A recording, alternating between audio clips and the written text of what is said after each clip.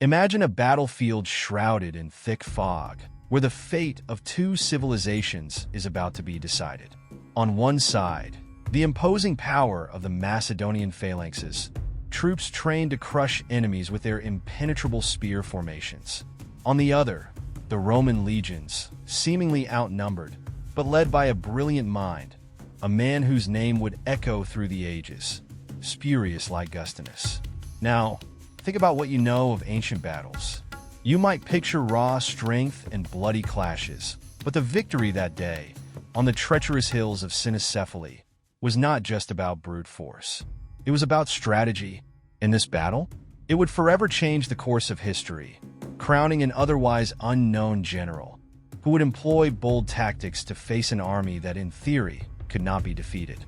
You might be wondering, how did someone like Spurius Ligustinus, without the renown of great generals like Scipio or Caesar, turn the tide against Macedonian power? The answer lies in his relentless courage and a perfect read of the battlefield. He turned the terrain into his ally and exposed the vulnerabilities of the legendary Macedonian phalanx. It was an impossible victory until he made it real. Now, imagine being there, witnessing such a dramatic shift as the physical superiority of the phalanxes disintegrates before your eyes, while the clever tactics of the Roman legions dominate the day. What Spurius did on that field was nothing short of military genius. He didn't just win a battle, he etched his name in the annals of history. But what really happened on that fateful morning? What did Spurius Ligustinus see that others couldn't? Get ready for a deep dive into this monumental battle, where every move was a risky play on a chessboard of war. By the end of this video, you won't just understand the Roman victory. You'll feel what it was like to be there, among steel and blood, witnessing the moment a common man became a legend. Spurius Ligustinus wasn't born under the shadow of fame. Unlike the great names of the Roman Republic, such as Scipio Africanus, he emerged from a less glamorous background. For much of his military career, Spurius was just another one of the many officers in the vast Roman army, a cog in a constantly expanding war machine. But in times of crisis, it's when these smaller cogs have the chance to show their true importance. For Spurius, the battlefield would become the perfect stage for his rise. Ligustinus distinguished himself by his ability to observe. While other generals relied on strength and brutality, he had a keen eye for the details of the terrain, the enemy's weaknesses, and above all, the importance of adaptation. It wasn't brute force that would define his leadership, but his strategic mind that turned any disadvantage into an opportunity. In smaller campaigns, he began to make a name for himself with a series of unexpected victories, using creative and bold tactics to compensate for numerical inferiority or unfavorable terrain. His early encounters with enemy armies showcased Spurius's ability to act under pressure. He knew that to stand out among a Roman military elite filled with big names, he needed to do something different. It wasn't enough to follow traditional military manuals. He had to innovate. His strategies, often risky, reflected an unwavering confidence in his ability to predict the opponent's moves. This confidence wasn't born of arrogance, but rather from experience gained through years of observation and combat. The Battle of Cinoscephalae would be the moment when all this experience would coalesce. Ligustinus knew that to face the power of the Macedonian phalanxes, he would need to do more than lead the legions. He would need to use the environment and the terrain conditions to his advantage. The battlefield itself, with its uneven hills and hard-to-reach areas, would be Spurius's secret ally. It was a unique opportunity, and he was ready to make the most of it. Unlike many of his contemporaries, Spurius understood that each battle was a kind of military chess. Precise movements, based on knowledge of the terrain and the enemy's weaknesses, could determine the outcome even before the fight began. He didn't just lead with courage. He led with a sharp mind prepared to face any adversity. Cynoscephalae would be no exception. There, he would begin to shape the fate of Rome and his own. The Macedonian phalanx, one of the most feared battle formations of antiquity, represented the pinnacle of Hellenistic military strategy. Comprised of long rows of soldiers wielding sarissas, spears nearly 6 meters long, This formation was, at first glance, impenetrable. The phalanx soldiers advanced in compact blocks, and their spears created a literal wall of sharp points capable of shattering any army that dared to face it head-on.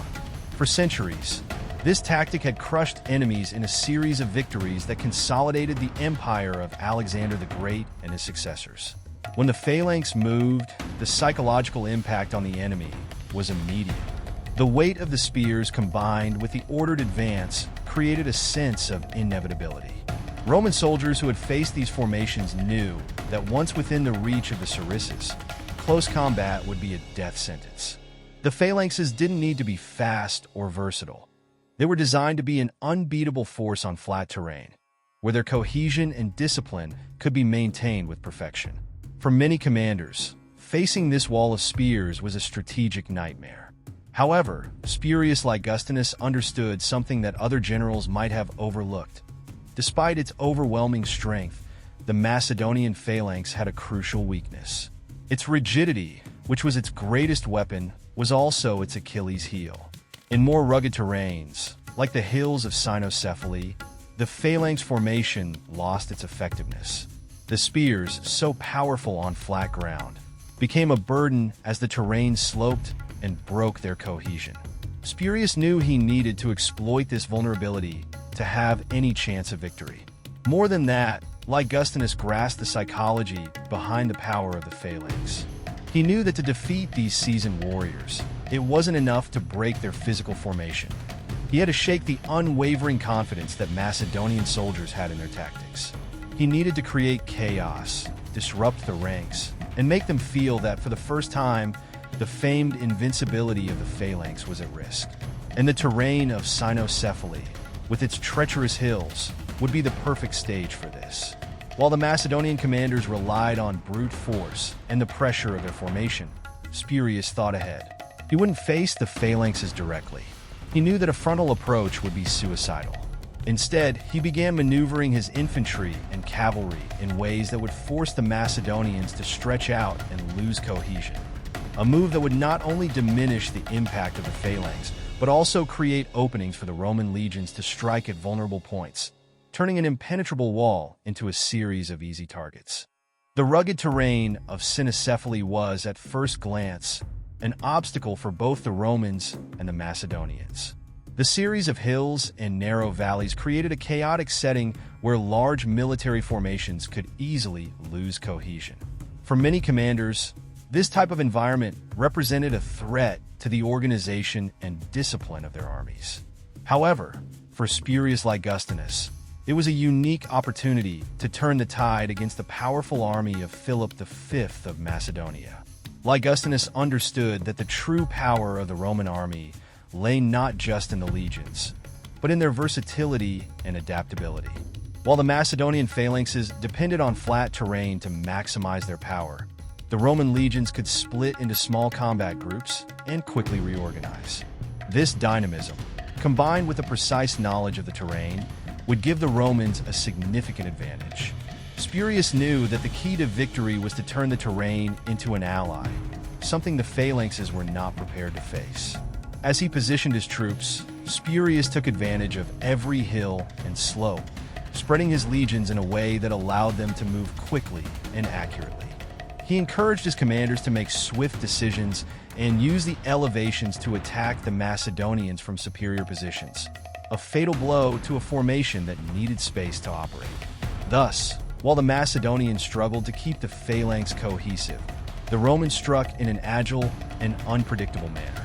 This intelligent use of the terrain not only frustrated the advance of the phalanxes, but also began to destabilize the morale of the enemy army. Ligustinus also knew he couldn't rely on numerical superiority, so he devised tactics of distraction and disorientation.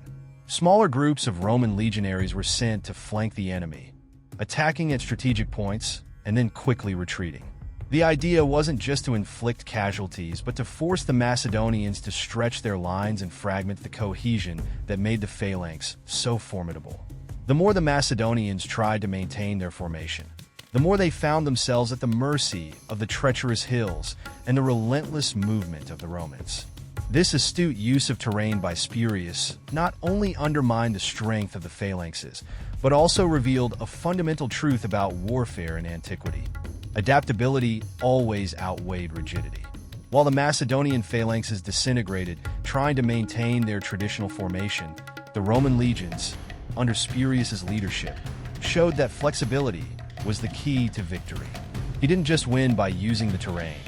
He redefined how the Romans would approach future battles under adverse conditions. At the height of the battle, something unexpected began to happen. What once appeared to be an impenetrable formation of spears and soldiers tightly packed in perfect lines started to show signs of weakness.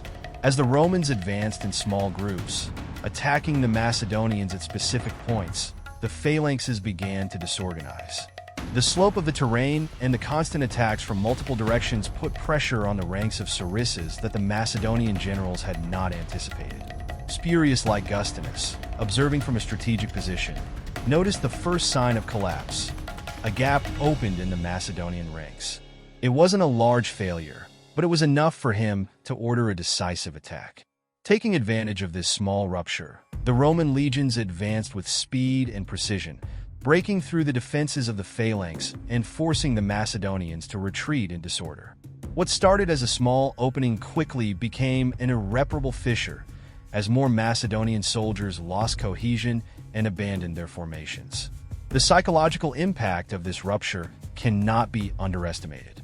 The Macedonian phalanx, once considered invincible, was now collapsing before the eyes of its own soldiers. For the Romans, this was confirmation that their tactics were working. The morale of the legions soared, while Philip V's army fell into panic. Spurius knew this was the decisive moment. With the enemy disorganized, he ordered a full advance, pushing the Macedonians into even more unfavorable positions on the hills of Cynoscephalae. The breaking of the phalanx was not just a tactical victory, but also a mortal blow to Macedonian morale. For decades, this formation had represented the pinnacle of Hellenistic warfare, and seeing it crumble so quickly was a shock to both the soldiers and their commanders. Spurius, however, remained impassive. He knew the battle was not yet fully won, but the turning point had been reached. Now, it was a matter of maintaining the pressure and exploiting the disorder among the Macedonians to the fullest. The battle continued fiercely, but the collapse of the phalanx sealed the fate of Philip V's army. What had once seemed like an invincible formation was now a disorganized mass of soldiers trying to survive on terrain that worked against them. The Roman legions, on the other hand, moved with surgical precision, taking advantage of every opportunity. Spurius Ligustinus had not only exposed the phalanx's failure, but had turned numerical disadvantage into an unquestionable strategic victory.